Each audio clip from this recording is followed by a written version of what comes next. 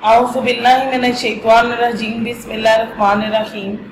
शुरू अल्लाह ताला के बाबरकत नाम से जो बड़ा मेहरबान और निहायत रहम करने वाला है। उर्दू बराए जमात री नहम। बच्चे, आज हम अपनी दरसी किताब के हिस्सा नज़म में से नज़म हमद की पढ़ाई करें, जिसके शायर हैं ख्वाजा अल्ताफ हुसैन हाली। बच्चे, यहाँ मैं आपको एक बात बताती चलूँ कि सबक लिखने वाले यानी कि असबाब लिखने वाले को मुसन्निफ और नज़म लिखने वाले को शायर का। हम नज़म के शायर हैं ख्वाजा अल्ताफ हुसैन हाली, और हम उस नज़म को कहते हैं जिसमें अल्लाह ताला की तारीफ बयान की जाए। चले नज़म की पढ़ाई का आगाज उसके शायर के तारुफ के साथ करते हैं। ख्वाजा अल्ताफ हुसैन हाली 1837 में पैदा हुए और 1914 में वफात पाए। ख्वाजा अल्ताफ हुसैन हाली पानीपत में पैदा हुए। इनका ताल्लुक इंसारियों के एक मुअज़्ज़िज़ खानदान से था जो गियासुद्दीन बलबन के जमाने में हेरात से हिंदुस्तान आया और फिर यहीं का हो रहा। इनके वालिद ख्वाजा ईज़्द बख्श ने इंतहाई उसरत और तंग दस्ती में जिंदगी गुजारी, यानी कि इंतहाई गरीबी में। हाली अभी 9 साल के थे कि उनके वालिद का इंतकाल हो गया। बड़े भाई और बहन ने हाली की परवरिश की। 17 साल की उम्र में इनकी रजामंदी के बगैर इनकी शादी कर दी गई। इल्म के शौक में ये बीवी को मैके छोड़कर दिल्ली चले गए और वहां 1.5 साल मारूफ आलिम और वाज मौलवी नवाज़िश अली के मदरसे में ज़ेरे तालीम रहे। 1856 में हसार कलकड़ी में मुलाजिम हो गए, मगर 1857 की जंगे आज़ादी के बायस उन्हें वापिस आना पड़ा। 1857 के बाद नवाब मुस्तफा खान शिफ्ता के मसाहिब कहते हैं दोस्त को, और उनके बच्चों के अतालीक रहे। अतालीक का मतलब होता है उस्ताद। इस जमाने में उन्होंने शायरी में मिर्जा गालिब की शागिर्दगी इख्तियार की। गवर्नमेंट बुक डिपो लाहौर और एंग्लो अरबिक स्कूल दिल्ली में मुलाजमत की। 1904 में उन्हें शम्सुल उलमा का खिताब मिला। मौलाना हाली का शुमार उर्दू अदब के अहम शायरों, नसर निगारों और तनकीद निगारों में होता है। 1857 से कबल उन्होंने कदीम और रवायती तर्ज की शायरी की, मगर बाद में हालात की तब्दीली ने उनके ख्यालात को यकसर बदल डाला। अंजुमने पंजाब की तहरीक, गवर्नमेंट बुक डिपो की मुलाजमत और सर सैयद अहमद खान से वाबस्तगी ने उनके नए ख्यालात को परवान चढ़ाने में अहम किरदार अदा किया। मौलाना हाली की खिलाकी, इस्लाही और मिली शायरी ने उर्दू अदब पर बहुत गहरे असरात रखे। उन्हें जदीद शायरी, तनकीद निगारी और सवाने निगारी में अव्वलियत का दर्जा हासिल है। सवाने निगारी कहते हैं हालात जिंदगी के बारे में तबसरा करना। मौलाना हाली ने नसर और नज़म में कई किताबें यादगार छोड़ी। उनकी अहम किताबों में दीवाने हाली, मुसद्दसे हाली, मुकदमा शेर व शायरी, यादगारे गालिब, हयात सादी और हयात जावेद खसूसियत से काबिले जिक्र है। तो बच्चों, ये तो था ख्वाजा अल्ताफ हुसैन हाली का तारुफ। अब हम करते हैं नज़म हमद की पढ़ाई और जानते हैं कि नज़म हमद में ख्वाजा अल्ताफ हुसैन हाली ने हमें क्या बताया। हमद। कब्जा हो दिलों पर क्या और इससे सिवा तेरा, कब्जा हो दिलों पर क्या और इससे सिवा तेरा, एक बंदा ना फरमा है हम सरा तेरा, वो सबसे मुकद्दम है हक तेरा अदा करना, बंदे से मगर होगा हक कैसे अदा तेरा, महरम भी है ऐसा ही जैसा कि है ना महरम, कुछ कह न सका जिस पर यहाँ वेद खुला तेरा, जचता नहीं नजरों में यहाँ खिल्लते सुल्तानी, जचता नहीं नजरों में यहाँ खिल्लते सुल्तानी, कमली में मगन अपनी रहता है गदा तेरा, तू ही नजर आता है हर शय पे मुहित उनको, تو ہی نظر آتا ہے ہر شے پہ محیط ان کو جو رنجو مصیبت میں کرتے ہیں گلا تیرا۔ آفاق میں پھیلے گی کب تک نہ مہک تیری، آفاق میں پھیلے گی کب تک نہ مہک تیری، گھر گھر لیے پھرتی ہے پیغام صبا تیرا۔ ہر بول تیرا دل سے ٹکرا کے گزرتا ہے، کچھ رنگ بیاں حالی ہے سب سے جدا تیرا، کچھ رنگ بیاں حالی ہے سب سے جدا تیرا۔ تو بچے یہ تو تھی نظم ہم کی پڑھائی۔ بچے اب میں آپ کو مشکل الفاظ کے معنی بتاؤں گی اور ہر شعر کا مفہوم بھی واضح کروں گی کہ خواجہ الطاف حسین عالی نے اپنی نظم میں اپنے کن خیالات کا ذکر کیا ہے اور وہ ہمیں کیا بتانا چاہ رہے ہیں۔ شعر نمبر 1، قبضہ ہو دلوں پر کیا اور اس سے سوا تیرا، قبضہ قابو، سوا علاوہ، ایک بندہ نافرما بات نہ ماننے والا ہے، ہم سرا تیرا، ہم سرا تعریف کرنے والا۔ بچے اس شعر میں شاعر خواجہ الطاف حسین عالی کہتے ہیں یہ پالنے والے مجھ جیسا نافرمان بندہ تیری حمد کر رہا ہے، تو یہ دلوں پر تیرے قبضے کا سب سے بڑا ثبوت ہے کہ ایک ایسا بندہ جو کہ نافرمان ہو، جو کہ کسی کی بات نہ مانتا ہو، جو کہ نافرمانی کرتا ہو، لیکن پھر بھی وہ تیری تعریف میں مگن ہے، تو یہ دلوں پر تیرے قبضے کا سب سے بڑا ثبوت ہے کہ تیرا قبضہ ہے ہمارے دلوں پر۔ شاعر مزید کہتا ہے کہ جو شخص اللہ کی اطاعت کرتا ہے، جو حقوق اللہ کی ادائیگی میں احتیاط اور ذمہ داری برتتا ہو، اس کا اللہ کی حمد و ثنا کرنا سمجھ میں آتا ہے کہ اس کے ایمان و عمل کا تقاضا ہے کہ وہ بارگاہ خدا بندی میں ہمسرا ہو، لیکن وہ شخص جو اس کے فرامین پر عمل نہ کرتا ہو، جو منمانی کا قائل ہو، جس کے لیے اس کی خواہشات اور اس کی مرضی ہی سب کچھ ہو، اگر وہ اللہ کی تعریف بیان کر رہا ہو تو یہ بات سوچنے کی دعوت دیتی ہے۔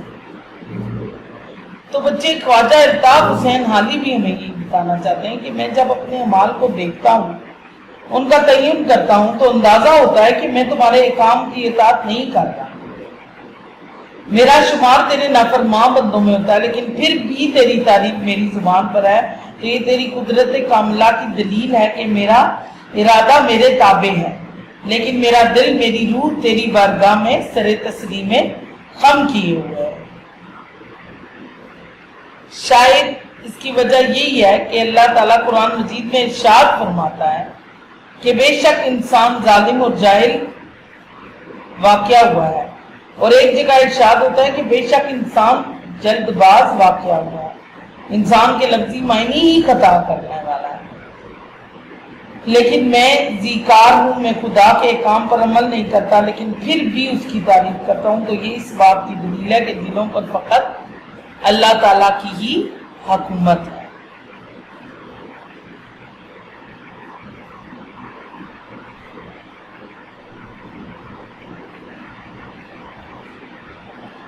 نیکسٹ شعر دیکھیں، گو سب سے مقدم ہے، گو اگرچہ سب سے مقدم ضروری ہے حق تیرا ادا کرنا، بندے سے مگر ہوگا حق کیسے ادا تیرا۔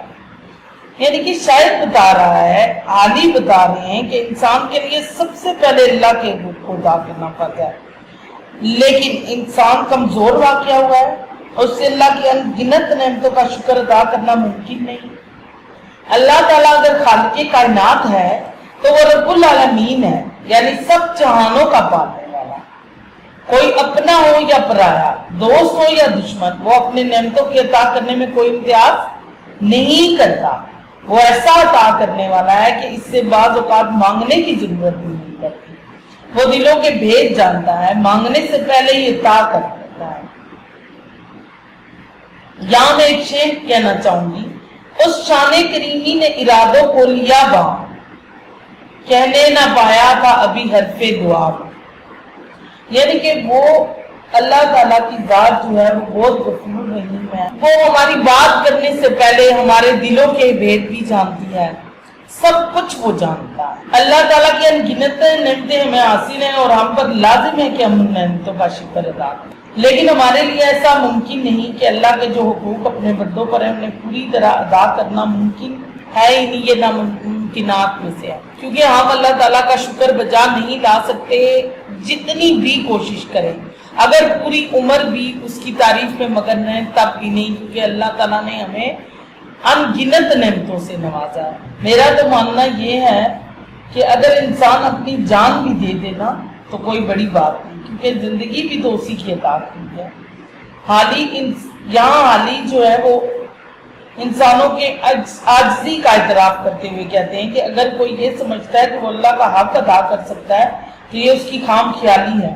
انسان عاجز و مجبور ہے، اس کی صلاحیتیں محدود ہیں، اس کا ظرف محدود ہے، وہ چاہے بھی تو ایسا طریقے سے اللہ کے حقوق ادا کرنا اس کے لیے ممکن بات نہیں ہے۔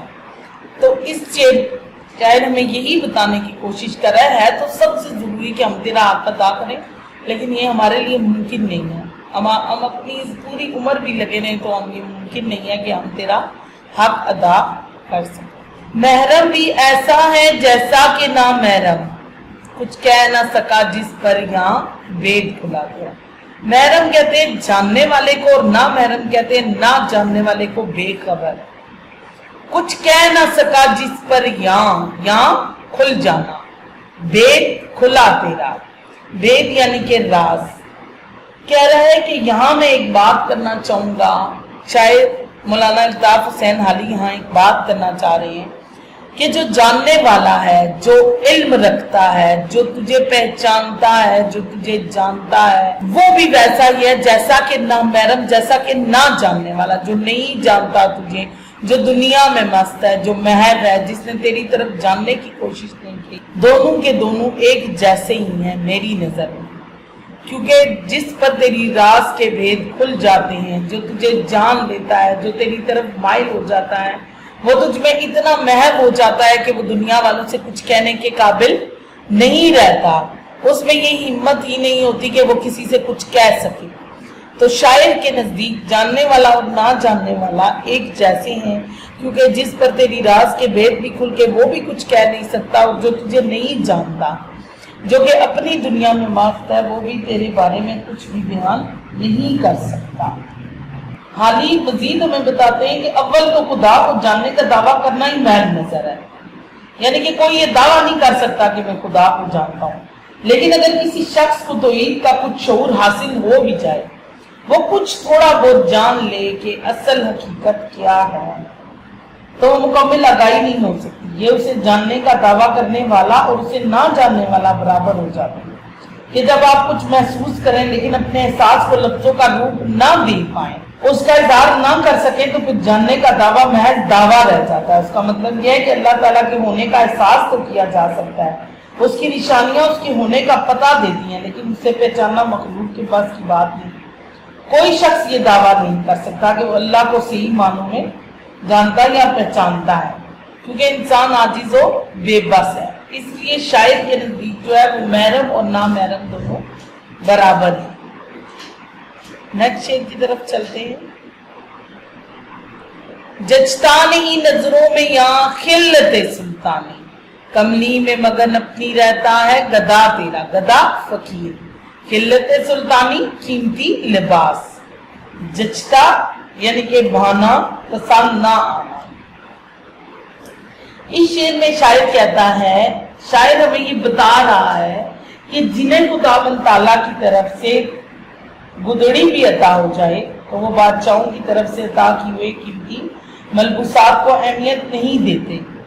یعنی کہ شاعر بتا رہا ہے ہمیں کہ جو فقیر ہے، جو اللہ کی محبت میں گم ہے، جو اللہ کے عشق میں محب ہے، جو اس سے محبت لو لگا چکا ہے، اس کے لیے بادشاہ کی طرف سے عطا کیے ہوئے لباس کی اتنی اہمیت نہیں ہوگی جتنی کہ اس کی گدڑی یعنی کہ اس کی فقیری کی اہمیت ہے۔ وہ اپنی ہی کملی میں جو ہے وہ مگن رہتا ہے۔ یعنی کہ جس شخص پہ زندگی کی حقیقت واضح ہو جائے تو اس کے لیے زندگی کی آسائشیں بے معنی ہو جاتی ہیں۔ جیسا کہ حضرت علی کا ارشاد ہے کہ اس دنیا کی نعمتیں میرے لیے بکری کی چینچ سے بھی کم تر ہیں۔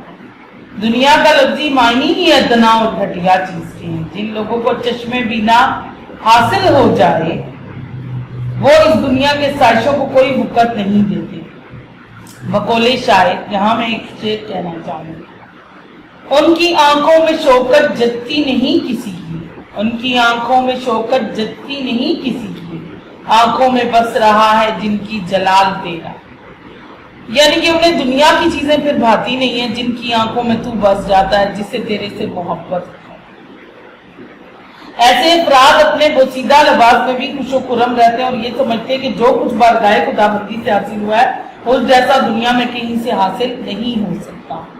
यानी कि उन्हें अपनी फकीरी जो अल्लाह ताला की इनायतें होती है ना, उसी पर ही फख्र होता है, उन्हें दुनिया के रंगों से फिर कोई लगाव नहीं रहता। नेक्स्ट शेर, तू ही नजर आता है हर शय पे मुहित उनको, तू ही नजर आता है हर शय पे मुहित उनको, मुहित छाया हुआ जो रंजो मुसीबत में करते हैं गिला तेरा। बच्चे इस शेर में शायर कहते हैं कि जो लोग मुसीबत में गिरफ्तार होने पर तेरी शिकायत करते हैं उन्हें भी तू ही सारे आलम पर छाया हुआ दिखाई देता है और शायद इसीलिए वो तुझसे गिला भी करते हैं। इंसान फितरी तौर पर अपनी मर्जी के मुताबिक जिंदगी बसर करना चाहता है। अगर ऐसा मुमकिन हो तो इंसान खुश और राजी रहता है, लेकिन हर काम इंसान की मर्जी के मुताबिक हो बच्चे ऐसा मुमकिन कभी भी नहीं होता। हजरत अली रज़ी अल्लाह अन्हु फरमाते हैं कि मैंने इरादों के टूटने से अल्लाह को पहचाना। जहां कोई काम इंसान की मर्जी के मुताबिक ना हो वहां अल्लाह के नेक बंदे तो अल्लाह से रुजू करते हैं, नहीं यानी कि हम अपने अल्लाह से रुजू करते हैं। इरशाद खुदाबंदी है, जब अल्लाह के शुक्रगुजार बंदों पर कोई मुसीबत पड़ती है तो वो ये कहते हैं कि हम उसकी तरफ से आए हैं और उसी की तरफ लौट कर जाना है। दूसरी तरफ कुछ लोग ऐसे भी होते हैं जो अल्लाह की हिकमत को नहीं समझते, जो अपनी जल्दबाज तबीयत के बाद ये ख्याल करने लगते हैं कि उनके साथ ज्यादती हो रही है तो वो अल्लाह ताला का शिकवा करने लगे। हाल ही का मौक़िफ़ भी यही है कि शिकवा करने वाले अफराद का शिकवा शिकायत अपनी जगह, लेकिन उन्हें भी हर तरफ खुदा ही छाया हुआ नजर आता है। उनका गिला और शिकवा इस बात की दलील है कि उसकी कुदरत कामिला पर यकीन रखते हैं कि जो कुछ हो रहा है उसकी मर्जी से हो रहा है। ये अल्लाह ताला की हस्ती का कमाल है कि शुक्र करने वाले हों या शिकायत करने वाले, सारे बंदे अल्लाह ताला की कुदरत और हिकमत का इकरार करते हैं। ये इकरार नहीं तो बिला वास्ता होता है और कहीं बिला वास्ता, लेकिन ये मुमकिन नहीं कि मखलूक इसके इख्तियार और इक़्तिदार का इकरार ना करे। यानी कि हर शख्स को हर जगह तू ही छाया हुआ नजर आता है, चाहे कोई जिस हालत में भी हो उसे तेरी बादशाहत पर यकीन होता है और वो तुझसे ही तलब करता है। नेक्स्ट शेर देखते हैं, आफाक में फैलेगी कब तक ना महक तेरी, घर घर लिए फिरती है पैगाम सबा तेरा। इस शेर में जो हाली हैं वो हमें ये बता रहे हैं कि सुबह की हवा हर तरफ अल्लाह का पैगाम लेकर जा रही है, लेकिन कब तक ऐसा नहीं होगा कि इसकी खुशबू जो है वो हर तरफ नहीं फैलेगी। हाली को यूं लगता है कि जब सुबह के वक्त हवा चलती है तो वो फूलों की खुशबू हर तरफ बिखेरते हुए चलती है। जिस तरह सबा फूलों की महक हर तरफ पहुंचा देती है, इसी तरह तौहीद का पैगाम भी वो हर तरफ फैला कर रही। कुरान मजीद में अल्लाह ताला का वादा है, हक आया तो बातिल मिट गया, बेशक बातिल मिटने ही के लिए था। इंसान अगर गौर व फिक्र से काम ले तो उसे अंदाजा हो सकता है, यानी कि शायद यहाँ पर हमें बता रहे हैं कि अगर हम गौर व फिक्र से काम लें तो हमें अंदाजा हो सकता है कि ये कायनात बगैर किसी पैदा करने वाले के वजूद में नहीं आ सकती। ये दिन और रात का तब्दील होना, सब्जे का उगना, फूलों का खिलना, हवाओं का चलना, मौसमों का बदलना, फसलों का पकना, हर चीज उसके होने की गवाही देती है। तो जू इंसान कवानीने फितरत को समझता जाता है उसके लिए इस बातें हक करना आसान होता जा रहा है। तो हाली ये कह रहे हैं कि वो दिन भी दूर नहीं जब हर तरफ हक का बोलबाला होगा, तौहीद की सदाएं पूरी दुनिया में बुलंद हो रही होंगी, लोग हकीकी मजहब को अपना लेंगे, बातिल कुव्वतों को शिकस्त फाश होगी और फूलों की खुशबू हर तरफ से तौहीद का पैगाम पहुंचाएगी। यानी कि सुबह की ताजा हवा, यानी कि हम जब अल्लाह ताला को याद करना शुरू कर देंगे तो ईद हर तरफ फैल जाएगी, तो ये सदाएं ہوائیں بھی ہر طرف اپنا پیغام پہنچائیں گی. یہ پیغام ہر جگہ پہنچ کر رہے گا کہ اللہ تعالیٰ ایک ہے اور ہمیں صرف اسی کی عبادت کرنی چاہیے. ہر بول، نیکسٹ شعر کو دیکھتے ہیں. ہر بول تیرا دل سے ٹکرا کے گزرتا ہے، کچھ رنگے بیاں حالی ہے سب سے جدا ہے. یہاں حالی آ کر میں اپنی تعریف بیان کرتے ہوئے کہتے ہیں کہ حالی تمہاری شاعری کا انداز سب سے مختلف ہے، اسی لیے تیری بات ہر بات دل کو چھو جاتی ہے. حالی اپنے شعر میں تعالیٰ سے کام لیتے ہیں. تعالیٰ کا مطلب ہوتا ہے اپنے آپ کو اعلیٰ سمجھنا. شاعری میں تعالیٰ کو جائز سمجھا جاتا ہے اور حالی کی تعالیٰ محسوس نہیں ہوتی، حقیقت حال معلوم ہوتی ہے. کیونکہ حالی کی شاعری چاہے وہ غزل ہو یا نظم، بچے ملی ہو یا قومی شاعری، ان کی شاعری کا ہر انداز جو ہے وہ منفرد اور پر لطف ہے. ان کے یہاں ایک نئے پن کا احساس ہے. جہاں پر تازگی کا احساس ہو وہاں انسان کا قلب و ذہن جو ہے وہ کھنچتا چلا جاتا ہے. اور یہ آسان کام نہیں کہ کوئی بندہ کسی دوسرے کو اپنی شاعری یعنی کہ کوئی بندہ کسی دوسرے کو اپنی باتوں کی طرف مائل کر لے، لیکن حالی کے اندر یہ خوبی ہے. اسی لیے حالی بھی اپنے اس شعر میں اپنی شاعری کے ذریعے آنے والی نسلوں کے لیے ایک سمت، ایک راستہ متعین کیا ہے کہ وہی شاعری باقی رہے گی جو اپنا تعلق حقیقت اور معروضی سچائی سے جوڑے گی. تو اس لیے وہ اپنی تعریف بیان کر رہے ہیں آخری شعر میں کہ میرا بیان کرنے کا انداز جو ہے وہ سب سے مختلف ہے. امید کرتی ہوں بچے یہ نظم آپ کو سمجھ آئی ہوگی اور آپ بھی اللہ تعالیٰ کی حمد و ثنا بیان کریں گے، اللہ تعالیٰ کی تسبیح کریں گے، اس کی تعریف میں مگن ہوں گے، کیونکہ حقیقت یہی ہے ہم سب نے اسی کی طرف لوٹ کر جانا ہے. اللہ حافظ.